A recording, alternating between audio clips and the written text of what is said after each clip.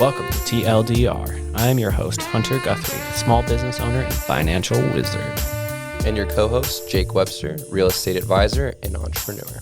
We connect Alaskans with the leading voices in business and entrepreneurship and the experts that helped them get there. Brought to you by Coho Financial, Vested AK Real Estate Advisors, and recorded at the First Rate Financial Studios.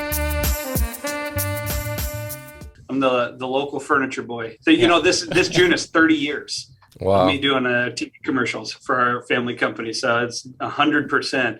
I'm the local furniture TV boy. Yeah. That's just a part of who I am. So welcome into the next episode. I don't even know. 15. 15? I'm going to go with 15. All right, we're going 15.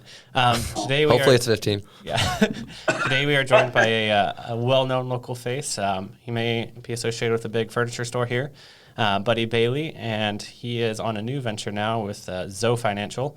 And go ahead and tell us a little bit about what that company is and what you're doing with there.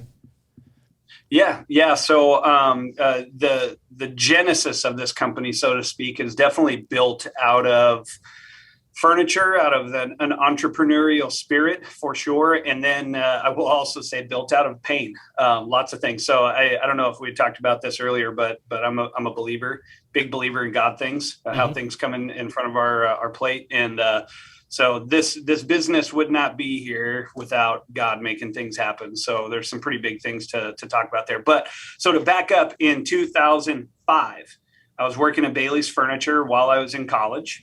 And we started to see our typical credit approvals start to drop.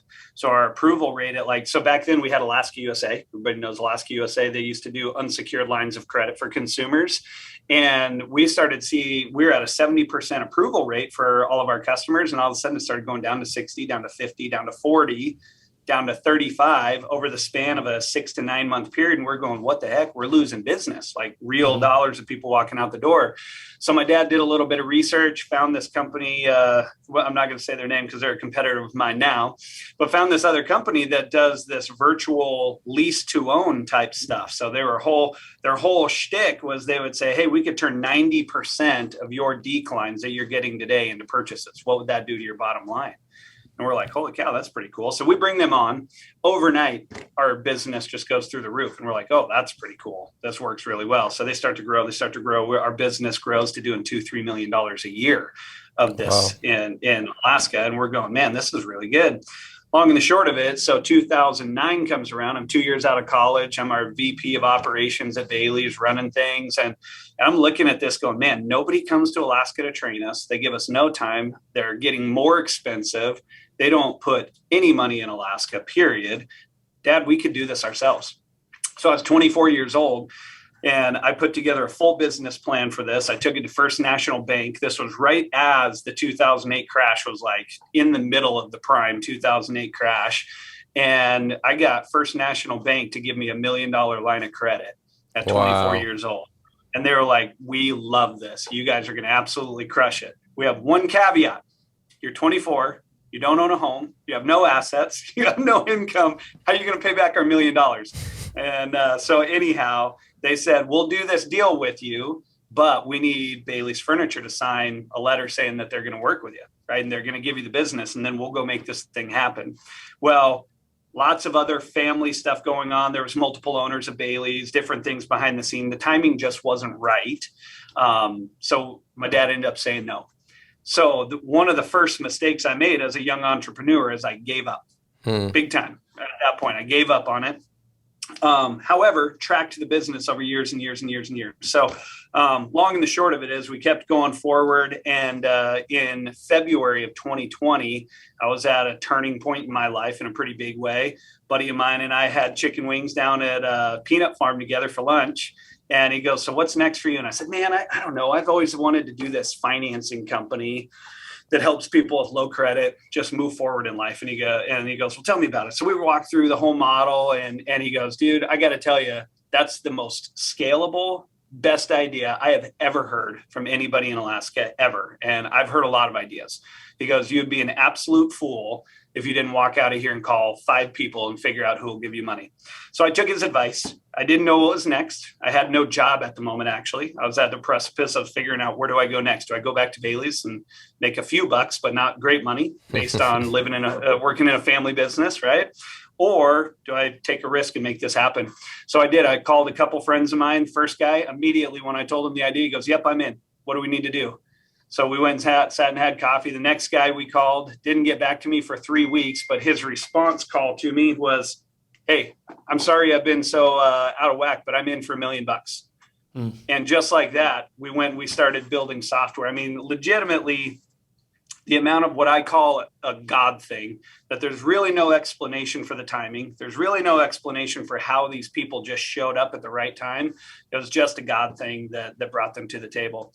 So in June of 2020, we found a tech provider and started building out a software. So to answer the question of what you actually asked me of who Still Financial is we are a virtual lease to own company. So if you've heard of like the Aaron's Furniture or Rent a Center or Color Time, we are a virtual version of that that's vastly more affordable than you would see at any sort of rent to own brick and mortar store. So the idea is somebody could get approved through me for a lease purchase and almost go to any retailer that they want, as long as it's a tangible item and they can rent to own that on low or no credit. So we think about a Bailey's Furniture in Anchorage. Somebody goes in there. I was telling Hunter here is that if they go in, they don't have cash or credit to buy the bunk bed for their kids. They get declined from Synchrony for an unsecured credit card, essentially, to buy it. They fall to me and I say, hey, no worries. Your job is your credit. It's going to be a little bit more expensive, but we're reporting to the credit bureaus to make sure that you build your credit, grow your life. Zoe is a Greek word. It means to live. So what we drive our entire business model off of with our consumers, our retailers, and our employees is helping everybody live their best lives and affect their lives for good. So that's how our business model works. And then we're implemented right now in 10 states, in 300 retailers around the United States, and growing from there. That's amazing. Yeah. Wow. I had no idea. That's incredible. So you're doing this and how are you affiliated with the Bailey thing? How does that? Man, we just flat out don't have enough time to talk about all of the stuff that's been going on and where we're at. So I'm not affiliated with Bailey's in any way, shape, or form anymore, other than I do show up once a month, put my face on TV, and out the door I go with a peace out. See you guys next month. And so outside of that, I mean, people still think I own Bailey's Furniture around Alaska. So I get Facebook messages all the time for different stuff. So I'm affiliated to the point that I'm very helpful with anything that they need over there. And then, I got to keep myself out of trouble because I'm the face of the company. Yeah, that's what I was getting at. Or DUIs or anything like that, right? Live a good life. Right. Yeah, that you see your face and Zoe are not necessarily associated yet. So that's actually by design. Yeah. That's 100% by design. So in Alaska, my face sells, right? And that probably sounds pompous, but I mean it from the standpoint of people know who I am. It's associated with a brand and all of that stuff. But the moment you leave Alaska, nobody cares who I am. They don't know who I am. And frankly, I don't know that I want the world to know who I am. We're actually building a business that just potentially could be the fastest and largest business Alaska has ever seen inside of the next 3 years. I don't want people to know who I am, quite frankly. Yeah. Right. So that's all by design. And we're working on some pretty cool things with some celebrities that you guys might know for the future. That's pretty cool. I like surprises. Hold on 1 second. Go for it. Randomly, my speakers just turn off sometimes. I'm coming back. You're good. That's the whole theme of this, organic, raw. There you go. Now, my speakers turned off and I couldn't hear you. What'd you say? Gosh, that was 5 seconds ago. I already forgot. He said the theme of it is just organic and raw, so it's perfect. It fits right in. Yeah, yeah. Okay. No, I said something before that. I have a topic I think that we can already get his perspective on, and this is a perspective that I've seen, and I hope I'm guessing you could shed some light on it, but there seems to be how I'm going to be tactical. So when people get in front of a camera, they're the people that view that person, especially when they know that person, have a perspective sometimes. And I think it seems like it's difficult in Alaska because it's so small. Everyone knows everyone. So I have a friend, and he is trying to, I forget the tagline, but it's building up Anchorage and spotlighting certain businesses through video.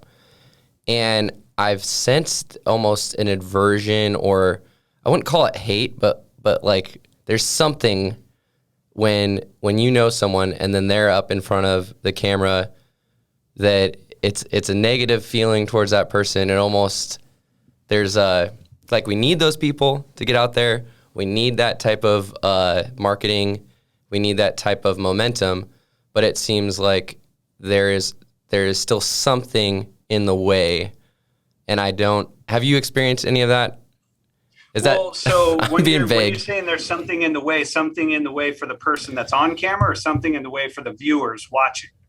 I think it's both. I think that I mean, it's already hard to put yourself out there. It's already hard to put something with your voice and your face out there, and especially if it's raw, and people are going to hear that and judge it one way or the other. Oh yeah, yeah. And well, people are their own worst critic, 100%, right? So when you think in terms of somebody being on camera, you're absolutely right. So I started my first commercial I did when I was 7 years old. I didn't know the difference. I didn't know what was cool. I didn't know that people cared about what I look like, how I talk, or anything like that. So it didn't embarrass me. So for me, it's almost built into my DNA. What's really weird to me is, I'll give you a great example. I've done 3 or 4 speaking engagements in my life. I am a god-awful speaker in front of a group of people. When there's a lot of people looking at me, boy, it is weird to me. But I'll tell you what, you give me a camera crew of 3 guys and 1 camera looking at me, dude, I come alive. I can rock and roll on a camera all day long because it just doesn't matter. And then on top of that, for all of my years, if I screw up, you just hit record again and you start over and do it again. What you can't do in front of a live audience. Yeah. Yeah, exactly. Man, before a live audience is tough. So from that standpoint, I totally get it. We tried to do several times through the last years. We tried to do commercials where we brought in people. We tried to bring in a chiropractor to get his stamp of approval on mattresses that we were selling. And he was all about it. Oh, yeah. So we gave him a free mattress. He slept on it for 90 days. He loved it, all this different stuff. So then we do a commercial, and he is the funniest dude you will ever meet in your life, right? You turn the camera on, and he just turned into a statue. Yeah. Like, it all went away. It was so weird. And it was such a failure on our side because, like, we got done with the commercials, and we were like, I don't even know that we want to use them. Mm-hmm. And then as soon as you turn the camera off and get off, I mean, he was nothing but jokes. He was everything that we wanted him to be, right? Mm-hmm. So that's one thing. And then, the other side of it from the consumer side is, unfortunately, unless, my personal opinion, unless somebody has a moral compass that is bigger than their own selfish desires, they just intrinsically don't care if you succeed or not, and are probably going to be more critical of you because of their shortcomings in life, because of what they think your successes are. That's just how a lot of people are. And that's an unfortunate thing that I think is hard for people to get over. But it's true. I've experienced that a lot in times. I tell you, so I was a basketball player all growing up, and I can't tell you how many basketball games I was in where guys would just say, oh, it's the rich furniture boy. Hey, you're going to give me a discount on a sofa. You're going to do this. I mean, and all the dumb comments and all that stuff. And there was a middle ground when I was in high school, junior high school, where it really got to me. It was tough because, to me, like, nobody understood that while my dad was building a business, and during all of those really hard years that we were working, we didn't have jack squat. We had nothing. My dad put everything back into his business to survive and to keep going. It's not like we had any sort of silver spoon, but people thought when they would look on TV, oh man, his parents own a furniture store. They must be rich. He must have all this different stuff. And it wasn't that at all. But that judgmental attitude was there. So I do know that further along in my particular life, I don't care what anybody thinks when they look at these videos or these things. Yeah. I'm a pretty raw, open book guy anyways in my life. And I do think that possibly all of that time has helped me get to that point. So you're right on both counts. Those are real things, right? But I do think that people are going to be, this is something my dad always said when I was growing up, is you're going to be the average of your closest 5 friends. So be careful who you hang out with, because that average is either going to be up or down, right? And, you surround yourself with people that care about you, want you to succeed, all of that stuff. Those are the opinions that people should listen to.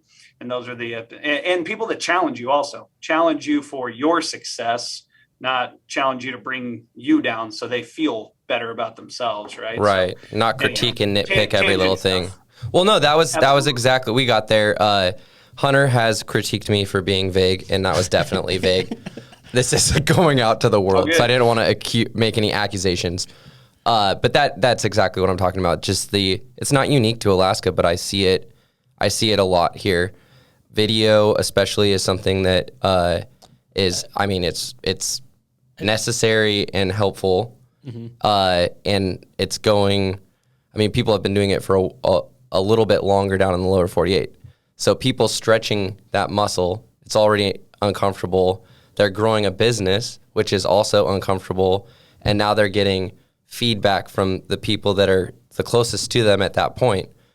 And that was exactly what I was going for. Something personal, something encouraging to someone in that stage, that season. Because it's the only way to get stronger and more confident from my perspective at least, is to keep going and surround yourself with the people that their opinion actually matters. For sure. Yeah. And, so I've been married, we're coming up on 17 years, me and my wife. Wow. Congratulations. Got together halfway through college and been together ever since. Right. So long and short of it is we have been through all of our own ups and downs that every marriage couple has, right? And it's interesting because humans just want to, we have a desire to be comfortable. We just have to get to comfortability. We don't like hard. We don't like all this different stuff. We're constantly trying to do that. But God quite literally made us to struggle. The only way that we improve, period, in our world is to struggle. If things are easy, guaranteed, if you just woke up tomorrow and had $10 million in the bank, are you going to show up to work tomorrow morning? You're probably not, right? Because humans err on the side of, I want easy, I want comfort, I don't want to be uncomfortable. I could take a day off. And yeah, exactly. It's quite literally getting people to understand that uncomfortability is good, is growth. It's that being in that place and embracing that place in life is where it's at. And I'll tell you that I'm no different. The last couple of years of my life have just forced me to be uncomfortable in every single facet of my life, in my marriage, in my finances, in my career. Just absolutely everything for the last couple of years was uncomfortable. It's tough. So comfortability is way overrated. Are you able to, is that going through pain and surviving, or are you able to go through that and still be thriving? Oh yeah. Yeah, absolutely. Absolutely. So here, I'll tell you my story. Yeah. So I left Bailey's in the end of 2013. I was frustrated at the time. I was our VP of operations there. This is 4 years after I thought of this idea of running this business, right? And I felt like I could not progress in my own family's company. There was all sorts of things happening behind the scenes that I didn't understand, didn't know. But for me, I needed to go prove to myself that I could do something different. So I left. I went to New York Life is where I went to as a financial guy there. So out of the gate, I flat out crushed it. Did really, really well. So 2014, I was one of the youngest guys ever in Alaska to make what they call executive council. Did really well. My next year, I was, like premier executive council. And then I made to president's council, so on and so forth. Did really well. As I was continuing to grow and getting comfortable there, comfortability is where you make mistakes, right? So I started to grow and did really well. I became a statutory employee there. So that basically became a 1099 kind of, right? So they stopped taking taxes out. They take Social Security, but no taxes, right? So didn't do very good with our finances. Me and my wife didn't, right? We made a ton of money or we made a little money, a ton of money or a little money, right? And it was just a roller coaster of just not doing a very good job on that standpoint, right? So that was tough, right? Then I had a friend of mine approach me and say, hey, I got a friend of mine that just bought this business. He's looking for investors. Do you know anybody? Long and the short, I said, yeah, sure. Talk to this guy, and maybe kick me a point or something like that if you guys do a deal. Right. And didn't realize the gravity of it, but he ended up investing in that company. And I ended up getting a share of that company. And that could be defined, if you're not careful in this industry of finances, as selling away, which is a big deal in the financial industry from FINRA and SEC.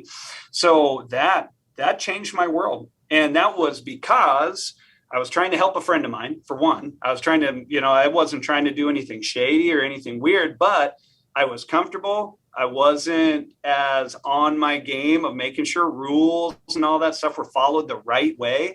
And anyhow, it ended up, long and the short of it is, in the end of 2019, August of 2019, I got let go from New York Life. Like, I got fired. And I got fired in a weird time where we owed a little bit of tax debt. My business had started to suffer because New York Life launched an investigation against me. Wow. Dude, I can tell you right now that the tears, the pain, the frustration, and then when I got let go, I did not think I was getting let go. I was not expecting that. And when that happened, like, it put me and my wife in a really weird position to where we decided to sell our house so we could make sure and pay debts current and figure out our next move. Because I got let go, I couldn't be hired by another financial institution in the industry for at least 90 days. I needed to find work. Then I had started another business that did PEO services.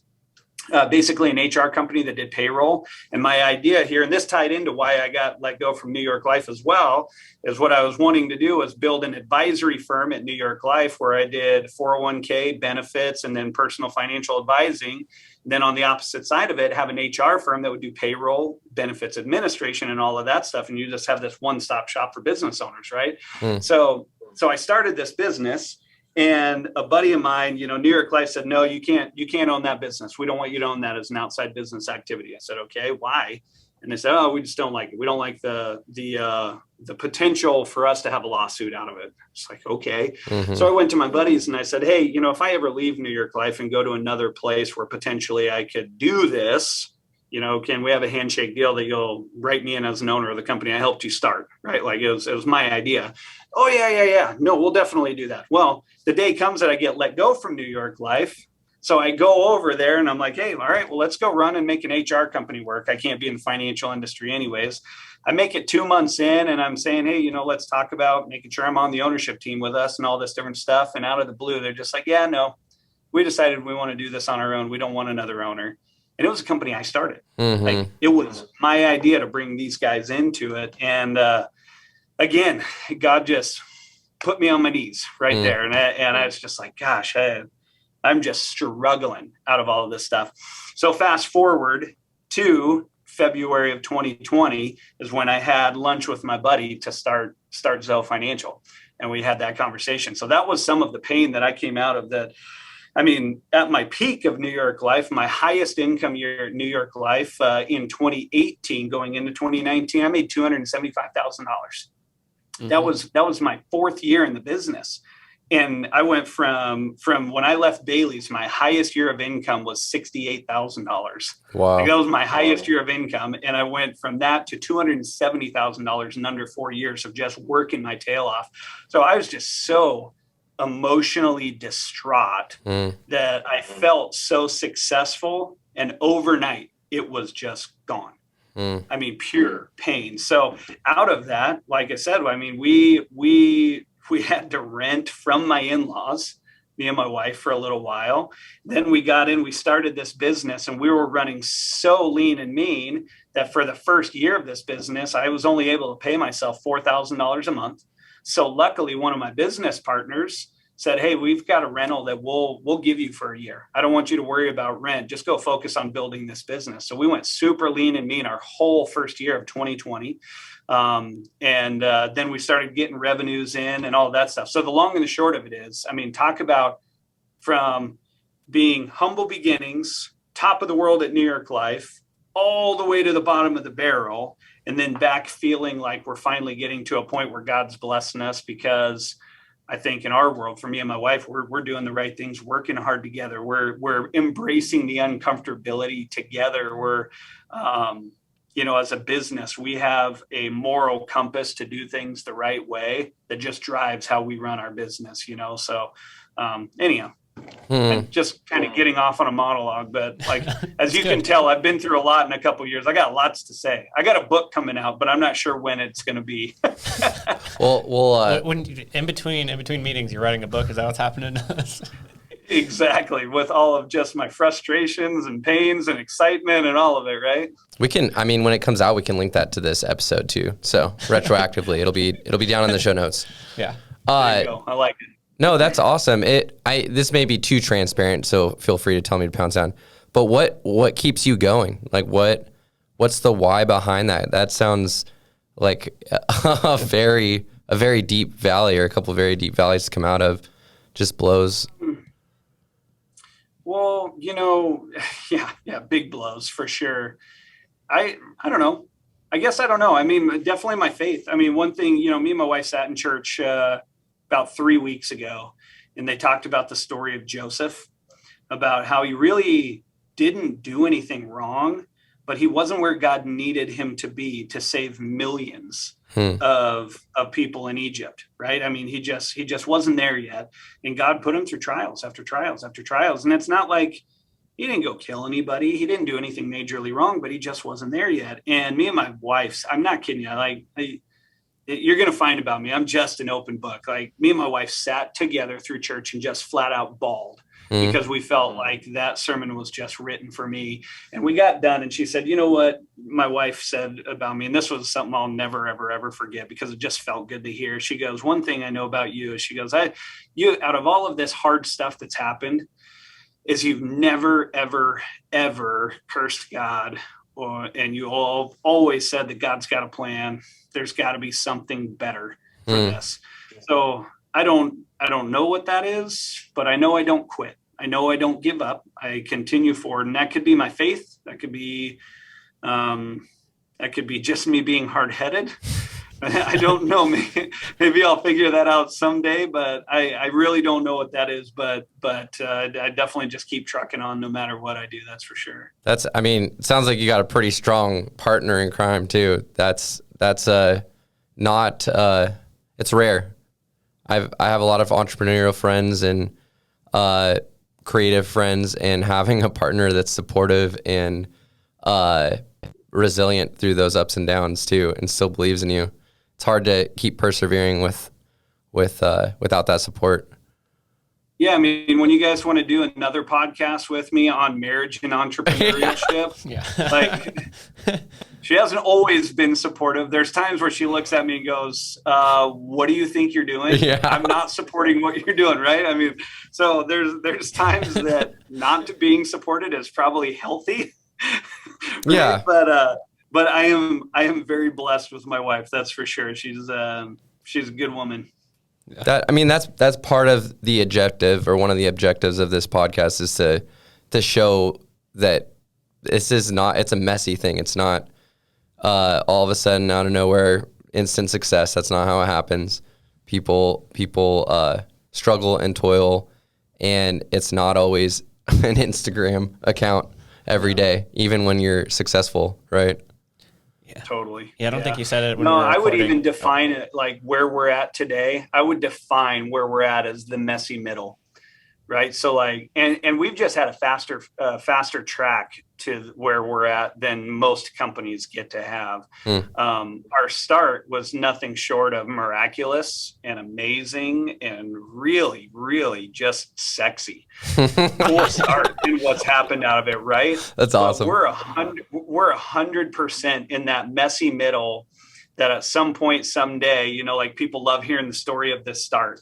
And then they love hearing the story about how you sold your company for 100 million or whatever they do. And then in the middle, they don't know anything about the day that you just wake up and you're just like, dude, I don't care how successful this company is. I just want to hit snooze and stay in bed because none of it's worth it today because I'm just so tired.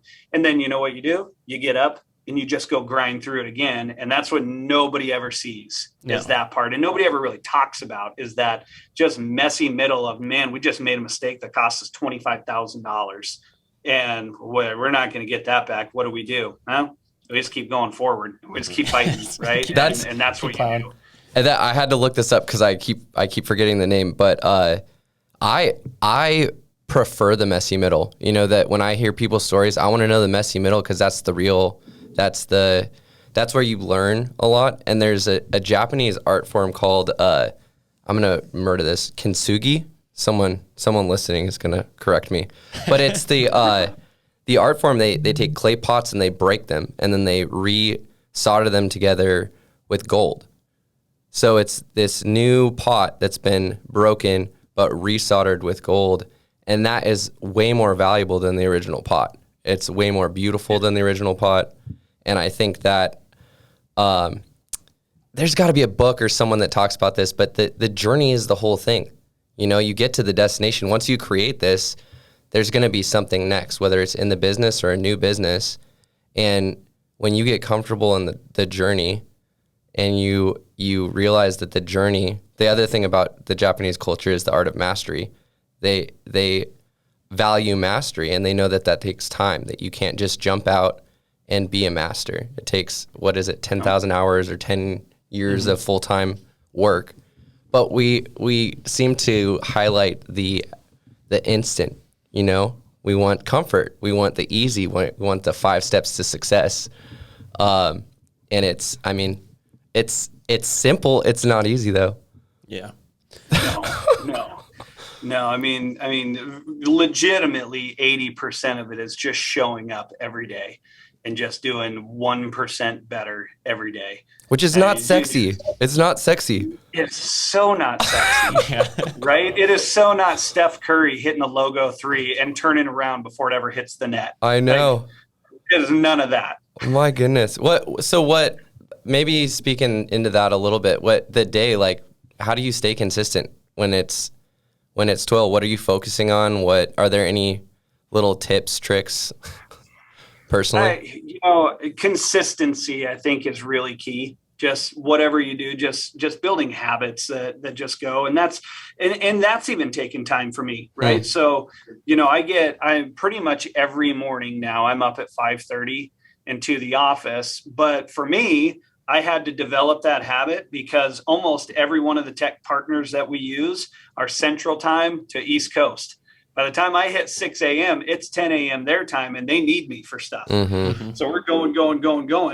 And then the hard part for my life is that our tech guys that we use, hold on to this, listen to this. Our tech partners that we use right now are in the Ukraine. Oh my goodness. No way. Yeah. So for me, almost every night between 10 and midnight, I have meetings with our tech partners, or I did until last week. And I'm not kidding you, I have no tech partners right now. They're all in hiding in Ukraine, trying to keep their families safe and stay away from being bombed and all sorts of stuff. Right. So anyhow, where I was going with that though, is finding my time on the schedule for things. Is if I don't calendar things, if I don't get up and I start my day early, all of a sudden by noon, my day falls apart. It really does, right? So I have to get up, start, run. And by the time I hit noon or 1 o'clock, typically, then my day's good. I feel good. Whatever happens the rest of the day is a downhill spiral. I'm on the downhill. This is good, right? So I don't know. For me, starting early, and that's different for everybody. I know another guy. Kurt Warner, right? You remember Kurt Warner, the football player? So I met him this last year He knows one of my business partners really well. He used to have a cabin in Port Allsworth, and he hung out with my business partner back in the day while they were out there. It was right after he retired. They bought a cabin out there and just wanted to spend time away with his family, right? So I met him this last summer, and he was sitting there, and I was like, so, what's your day like? I asked him, what do you do in a day? Because he's an entrepreneur to the core himself. He's doing all sorts of stuff. He's doing ministry stuff around the world. And he was like, I don't do anything in my life until 10 a.m. Everybody can work around my hours, and I'm up until midnight or 1 a.m. every single night. He's just a night owl. That's what he is, right? So he goes, I'm sleeping in until 9 or 10. Everybody else can kick sand, kick rocks until I wake up. And that's what they can do. So that's encouraging. I heard that guy. I like a guy that can stick to his guns like that, right? So, but I don't know. I'm just a big believer in just showing up every day.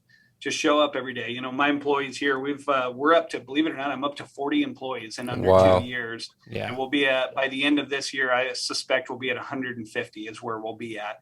So I show up every day. What I think my employees appreciate is I show up every single day with a smile on my face, and I'd go around and ask how everybody's doing, have my cup of coffee and check in, make sure everybody's running good. And then I get right in my office and get after it. They're not seeing the owner of the company out farting around doing other stuff. I'm focused every single day. But I also know that we're in a very critical time. I mean, we're set, like I was saying earlier, we're about to close a line of credit next week that I don't know that any company in Alaska history has ever done this young in their genesis of their company. I mean, it's really, really fast to what we're doing, and it makes it easy for me to be focused. I mean, I'm exhausted. I really am. I need a vacation with my family like yesterday, but it's still easy for me today to get up and be focused, to get stuff done. Because we have a finish line we're getting to right now where I think it gets harder to stay the course is another year down the road where we're really in the grind even more of day to day, just growing our sales team and doing these different things. Right now, just every day is still so new. There's still so much changes that it's exciting, it's stressful and exciting, and all the things that whether it's by fear or excitement, you gotta get up and get to the office as quick as possible.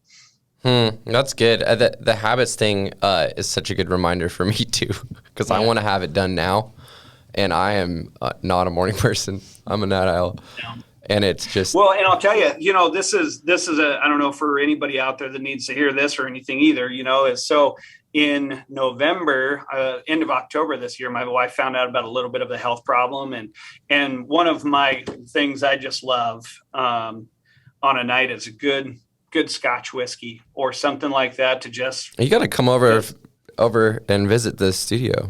We got some. Just let the day go, chill out, have a nice glass of whiskey, right? So from when my wife found out about her little health problem, we both stopped drinking altogether, right, to make sure that that she was eating healthy and all this stuff. And I said, well, I'm going to support you, and we're going to go anyways. And I got so much stuff going on, I really need to focus. So as of today, I'm at 120 days without a single drop of alcohol. And I'll tell you that I made a deal. I told my wife I was going 90 days. That's what I told her. I'm going to do 90 days, just make sure I can do it. And I'm going to focus and all this stuff. And we were planning on closing our line of credit, like right around that 90 days. Well, challenges. We're 30 days later now, and we still haven't closed it. So I told my wife, I'm not having anything until we close this line of credit, and then I'm celebrating. So, nice. So I will say this: that if there's entrepreneurs out there that like a glass of whiskey or a drink or anything like that to wash the day away a little bit, sometimes that's good. But a piece of advice is that there's some focus that goes away from drinking. Right? There really is. I can tell you that the amount of focus I've recaptured over the last 120 days is incredible. It's a big, big, big difference. So, and I don't even drink that much, but anyhow, the long and the short of it is I'm a big proponent of, like, when you have anything in life, I think should have a time frame to it. I think it's just really important, right? So you want to start a new habit, just for 90 days. there's no possible way that you're going to break your commitment to yourself for 90 days. And then at the end of that 90 days, you release yourself from that. Right. And if the habit is still there, great. If you decided you don't like that habit, do something else. Right. And so on. But having time frames like, somebody says they're just never going to eat carbs again. That's probably not the best idea in the world, because at some point you're just going to drive yourself so stir crazy that probably you're just going to go off the wagon, so to speak, and just go binge on carbs and all of that stuff. Right. I've always thought it's really good to say, all right, I'm going to put a finite time for the next 30 days, 60 days, 90 days. I'm going to do this. And then at the end of that, I'm going to release myself from the stress that comes from feeling like I failed if I had a carb, I failed if I had a drink. I'm going to release myself from that. And I'm just going to reassess 90 days away, 120 days away, whatever that is, and say, all right, what's my next step? That make sense? Yeah, that's way lighter than starting 10 habits in one day. Yeah. Oh, right. That's totally my natural bent, and it's never worked out. Well, you just go through the list and you're like, I need to improve this. I need to improve this. There's a lot of things I need to improve, and I want to improve them. But that was something, it was Ed Walden, Dar Walden, the real estate team. Yeah. Her husband had said in a class one time, he does so much throughout the day, but he doesn't really think about most of them because they're all compounded habits. You use just the way that he articulated that. It's part of the one thing, that book, but it's the idea that I don't have to be disciplined in every area of my life all the time was so refreshing to hear. And I like discipline, but using discipline to build that habit for the 90 days, and then that habit becoming something you don't need to have discipline anymore. You just maintain it and you compound on that habit. That's, I mean, seeing CEOs like Elon Musk do the schedules they didn't do that day one. No.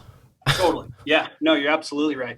And what's interesting too is the human mind is already so negative, right? I mean, my gosh, preach. Like whatever it is, the human mind perceives like it's like 92% negativity out of anything we see or whatever, right? So one thing I learned, I was super hard on myself when I very first started at New York Life. I remember, right? Because what I had come out of was a very regimented furniture world that I just knew really, really well. So I got into my deals. I knew my daily tasks of what I needed to do. When I went to New York Life, I had no freaking clue what I needed to do other than call people, right? So all of my shortcomings came to the surface so fast that I remember in my first 3 and 4 months at New York Life being wildly frustrated at myself. Man, I'm not good at time management. I'm not good at this. I'm not good at that. I'm blah, blah, blah, blah, blah. And I remember sitting in front of the guy that hired me, Stephen Perry is his name. And he sat in front of me and he goes, dude, you are so good at this. You are so good at this, this, and this. Quit worrying about the stuff you're not good at. Get really, really exceptionally better than anybody in the world at these things you're already good at. Just take those things and make them better, right? So once I started focusing on that and then saying as I come along, I'm going to implement a little bit of habit on my time management. That helped a little bit, right? So my negative pieces got a little bit better over time, and my positive pieces just went skyrocketed when I started focusing on making those better, right? And that's a hard thing for a lot of people to do, because a lot of times we hear somebody, I know you guys run into this, right? You make your calls and you're so excited. You got a wonderful referral. Right. I remember this from my sales day. I was so excited. There's no way this guy's going to say no, because he just told his friend he needed life insurance. And he just my friend already told him all this different stuff. So I call him like, hey, I'm Buddy Bailey. You should buy some life insurance from me. Let's get together. Yeah, no. What? Right. So all of a sudden, just mentally, we're just tanked. Right. Yeah, absolutely. Yep. Right. So it's like chasing those yeses. So it's so important to just cling to what we're really, really good at and hang your hat on what you're good at, not be downer on yourself all the times for the things that we lack in. I mean, logically, I know this. Failure things going wrong, those are the only things that are guaranteed. Things going right, success, good things, why, like, those are not guaranteed. So why don't we focus on those more than the negative? Logically, I get that, but emotionally, no. Yeah. Yep. Exactly. It's such a hard thing, which I think is, at least you've said this already, but I experience so much more peace when I surround myself with the people that are going to tell me that and speak that into my life when I'm not believing it or I'm not focused on it. It's so important to have those people. It's amazing. So, I was very fortunate. We have a group of men that we get together every Friday morning for coffee at a coffee shop out here. And we call ourselves the mountain climbers is what we are. Cause we're just climbing the mountains of life, and just taking it on. And it's cool. It's what I think is super important is to have a support system. So like my dad's age and before, like your baby boomers and older, it was 100% was like this attitude of like, I have to have all the answers. Mm-hmm. I have to be tough. I have to be that stuff. And there's nothing wrong with being tough, but it's like, it was always like this idea of nobody else can know that I struggle. They have to think that I'm the hero. I'm the guy. I'm all this different stuff. And man, I think what I love about our generation, and I think a lot of people are seeing, is that support is so good. So when I was going through all of that stuff at New York Life and feeling like we were losing everything, I had these 4 guys that I would go sit with on a Friday and have all 4 of them putting their hands on me praying and just saying, you know what, guess what? It's all going to be okay. One of my buddies looked at me, he goes, let's just say all of this stuff explodes. Right. I mean, it just goes away. You owe people money. You owe the IRS. You have all this stuff. You lose your house. You file bankruptcy. He looked at me, he goes, I mean, but did you die? Mm-hmm. Like he goes, at the end of the day, he goes, your identity is not in your job. It's your identity is not in your home. It's not in your bank account. Your identity is who you are in Christ. And he goes, who you are in Christ is that you're more than a conqueror. You are a child of God that's saved by grace, and that's what you hang your hat on, right? And man, the amount of peace that came from those guys being in your corner when things are tough is just super important. I couldn't say that enough. One of the comments I've said with guys, and there's different ways to think of this. Is like, there's the pompous way of guys saying, "Man, it's lonely at the top." It's like that, but that's that kind of stupid attitude. But there is some reality to it's kind of lonely being in certain entrepreneurial positions because people really don't understand what you're going through, right? They just don't understand the reality that right now I've got 40 people that are counting on me signing their check this Friday to make sure that they can make their rent. And they'll never understand what that means for me and the way I carry that on my shoulders to make sure that they're paid and how much I care about that. And the fear of, man, if we make one really wrong decision in this company's direction, the company goes bankrupt. And again, these people don't have jobs, right? And that's big stuff. So support systems are just so important. And I'm blessed to have the guys that have been there for me all the way through all of this, because I've had a rocky road, man. My book, whenever it comes out, and I haven't started writing it. I've just have notes that I got a few of those. Clear. But I already know what my book is going to be called. It's going to be called Failing to Success. 100%. Is the amount of failures that have just added up to success in the long run. And that success is not yet. I don't even know that it'll be tied to money or career. I have no clue. But I do know that God has been putting me through fire for the last 3-4 years to ensure that I am ready for whatever he has for me coming up and my family at some point in the future. And that's the reality of it. This podcast was Hunter's brainchild, but years ago I had wanted to start a similar podcast and call it the F Word and just talk about failure. That's all we're going to talk about and how positive it was. Yeah. That's so good. Do you, Nothing. Nothing? You want to ask him the question? No, I mean, he's already answered the question. The question usually, what's your biggest failure? But I mean, I think you already aired all your failures. It's not, we don't want to focus on the failure. Although I just said I wanted to do a podcast focused on the failure. The point is to highlight the failure, and what you learned from it. So, is there something big in your life other than what you've already mentioned that could help someone that's struggling or maybe going through a similar trial or struggle? Don't cut corners.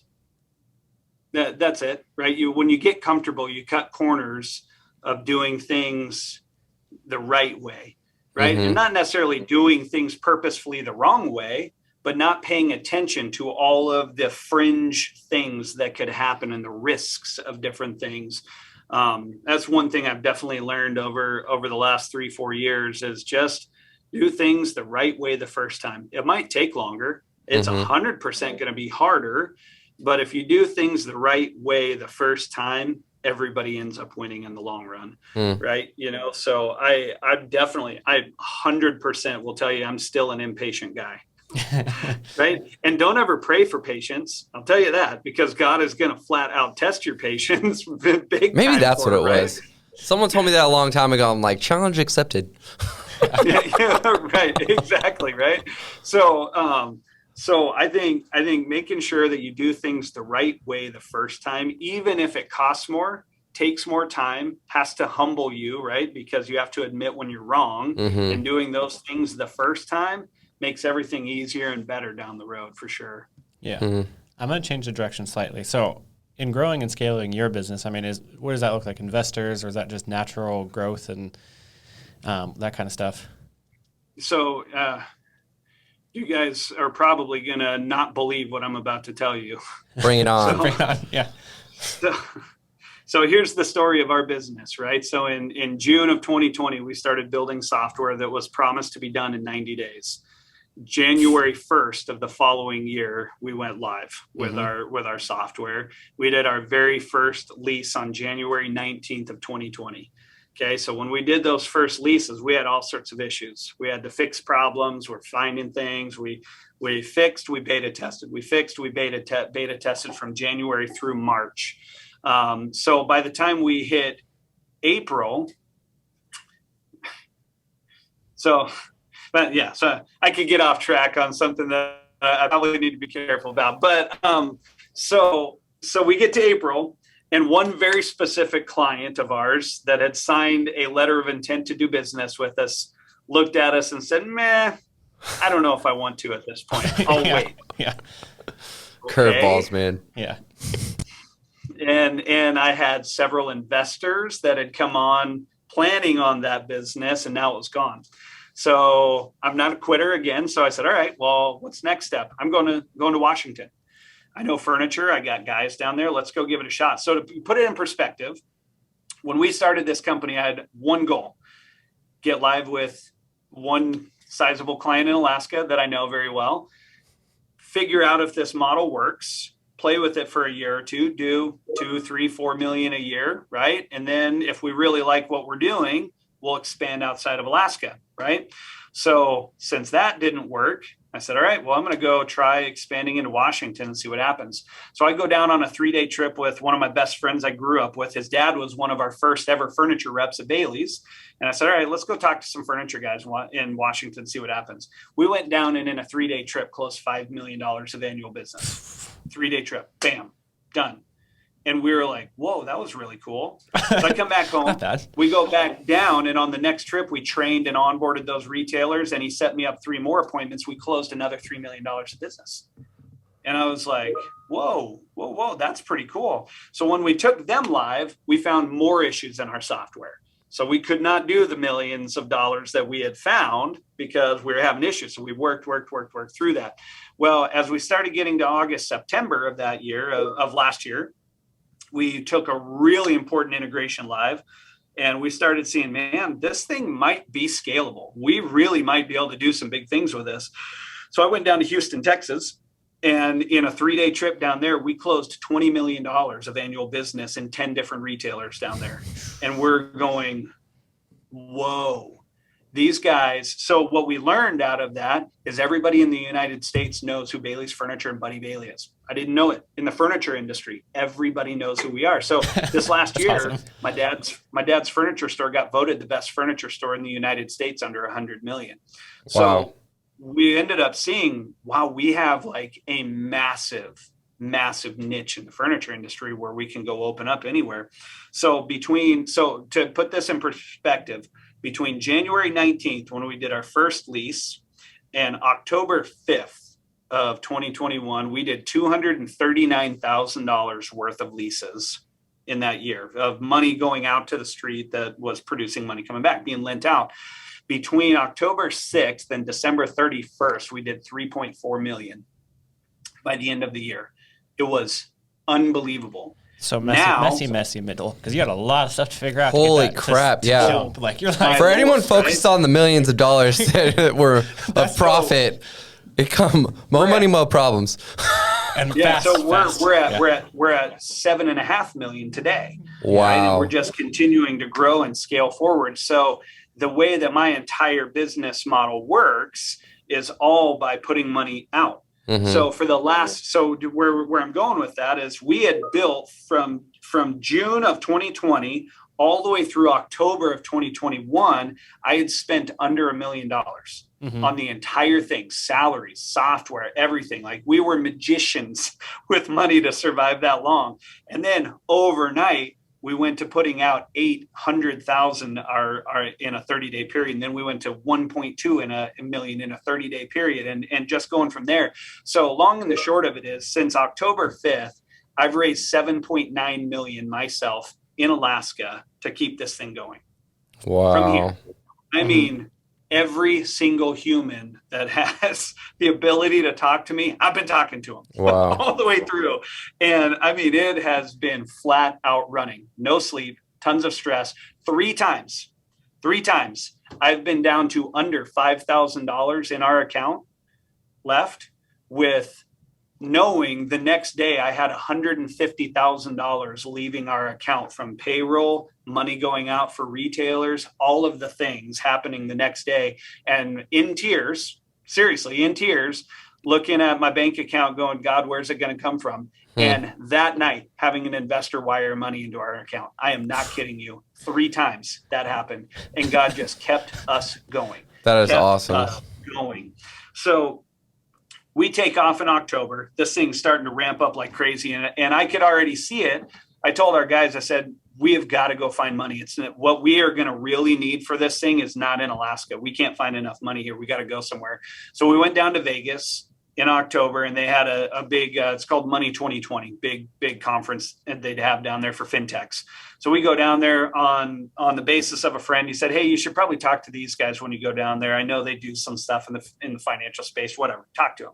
Okay. So we look them up on the app. We find out they're there. We set an appointment with them. We go sit with them, and he goes, dude, your timing is super serendipitous. We just had another company like yours leave our platform because they just sold for $1.3 billion. And we've been looking for somebody in the same space to replace that money.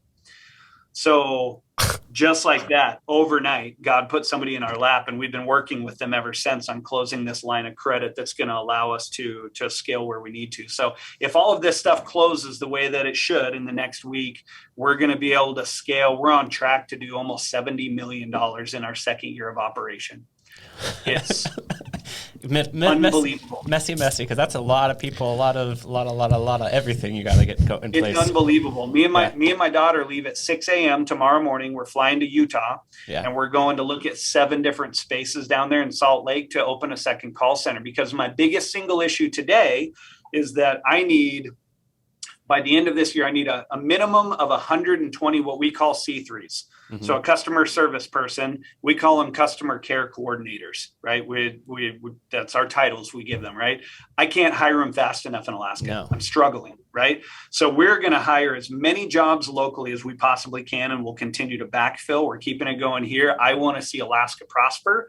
I want to see Alaska move into technology and away from oil as much as we can, because it's not the future. But in the interim, messy middle, man. We've got a call center live in El Salvador that has 10 people live on the phone today, right now. So we're going down there in 3 weeks to go check out our call center that we opened up down there. Then I'm going to Utah tomorrow and looking at, that's probably where our core is going to be of our call centers. We'll probably have 80 plus people there in the next 6 to 7 months there. So like, I'm honored that you made time for us. Really. Guys, like I'm a dude that was hawking sofas. Like that's what I thought I was going to do with my life. I'm not kidding you. So I went to college in California, went to a Christian college. In my mind, I just thought I was going to sell sofas the rest of my life. So I was like, I'm not going to go after a big major in business, because I spent most of my life watching my dad build a business out of our garage. Right. Yeah. I mean, my dad's story is really cool. How he grew Bailey's is really fascinating. So I went down there. My major was in Christian ministries. I was going to be a youth pastor. Yeah, that's what I got my education in. I didn't get my education in macroeconomics on how to grow a fintech across the entire planet and how to do this stuff, right? That's okay. There's actually no university that teaches that. So, right. Kidding. You know what I'm saying? Like, so for me, all of this stuff is 100% out of my wheelhouse. And if I could leave anything with you or with anybody else that's out there, is if you want to have a business that's scalable, you need to get your mind off of thinking you can do it all yourself. One of the smartest things I did was I hired a GM that had very specifically different talents than I did. And then the next thing I did was I hired a CFO that was a huge gamble and gave me pure anxiety, because he is fully disconnected. He lives in Buffalo, New York. He and I see each other once a quarter, and we do everything across the United States from each other. But he has been one of the most pivotal employees that we have, because I have no clue how to close. What we're about to close is a $100 million line of credit next week. I have no clue what to do in that world. The amount of documents and emails going back and forth is baffling. But if you wanted to do a lease with me, I could tell you how to sell a sofa and do a lease with it. Right? So having like your team there that knows how to do these things is so important, because you just can't do it yourself. Everything that's happening here in a given day is so unbelievable. I mean, I'll tell you guys, you guys are welcome to come out to the Valley anytime you want. I'll give you a tour of our operation here. It's pretty cool. But I mean, we are a humming machine that if I tried to do this myself or try and do it with 3 or 4 people, there's just no way we could do it. We'd go out of business just for the sheer fact that people would go, man, your service is terrible. You're not doing this right, that right. I mean, putting all those pieces in place is the smartest thing we did, is getting the right people in place. Yeah, it's tough. I mean, there's hiring people like you're you said, I think you labeled it perfect, messy middle. And it sounds amazing, right? But at the same time, it's like, if you're not somebody who's an entrepreneur, then that's work, because now you have all these obligations you have to meet, and you have to figure out how to meet those obligations. Absolutely.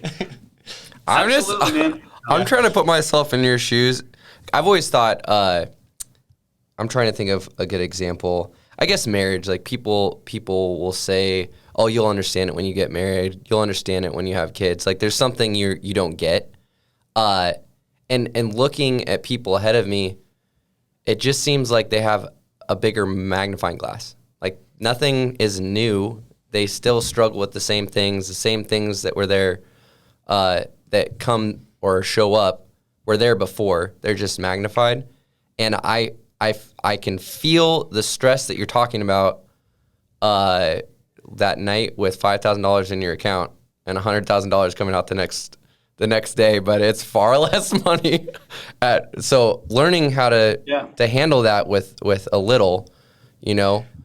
Yeah, well, and it's all capacity. Okay, right. So like the very first time that happened, I will never forget the number. It was $2,318 was in our account left. That's how much was left, and I will never ever for the rest of my life forget what that number was, because I sat there looking at it, going, I have no clue what's next. Looking at my wife, going like, I know we don't have much to lose left, but we're going to lose that too, just so you know. Right? Like having that feeling, right? Yeah. But then the next day, when money shows up, we're good, everything's moving on. You look at it and you go, okay, I survived. My capacity just grew a little bit to handle more, right? Same thing happened when I was at New York Life. Like I remember when I started there, the guy that hired me said, hey, how much do you want to make this year? And I was like, if I made $100,000, like that would be a lot of money. To me, that was a huge amount of money. And then I did it. I made $100,000 my very first year at New York Life. And I was like, that was really easy. Yeah. I could do that again. I bet I could make more than that. Yeah. So my second year, I made 130,000, grew it by 30%. I was like, dude, that was really easy. Holy moly. Like, what could I do? So we are 100% our limiting factor, 100%, right?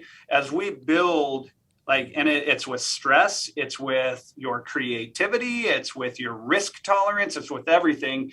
As you take a risk or you try something or you get more stressed, when that stress comes off, the capacity was grown, right? And it's still, you're going, oh, okay, so I survived that, or I did that, I made that happen. Now I see it, right? So it really is true that when it's a different perspective of it, but you get married, you'll understand. You do this, you'll understand. You hit these different things, you go, okay, I get it. I can do that, right? And I see it, right?